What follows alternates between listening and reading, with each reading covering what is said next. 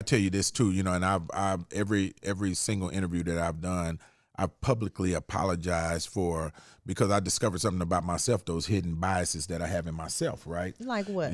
Because when I first heard that there was a young black man killed by the police, I didn't just assume, but I knew that. I said, no. So it's at the most one, no, not that, but at the most, you might have 4 white officers and 1 black officer that happened to be on the scene. Oh, you thought that's right? Okay. And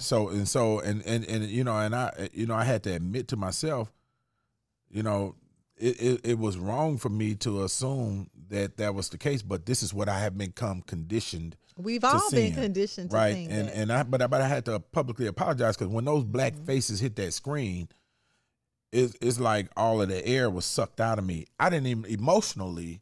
I tell people this too. Emotionally, I didn't even know. I was so emotionally confused at that moment. You didn't know how to digest I didn't know how to digest it, process it. Was saying, no, y'all got the wrong people on the screen.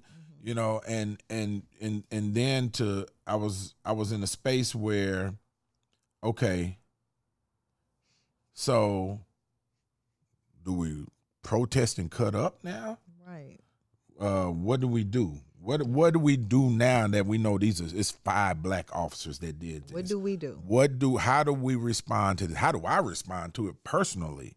Right? I was literally in a state of paralysis, emotional paralysis, because I didn't know which way to go, which way to turn on this. I feel you on that. Right. And then when, they moved as swiftly as they did, the thought hit me like, well, damn, they don't move this swiftly with white officers. Then I find myself, am I defending these black officers? Right. So there's a whole plethora of left, right, bipolar shit happening, right? That's true. With this whole situation, because it's an entirely different dynamic that we have never been in as a black people, well, that we hadn't seen as a black people.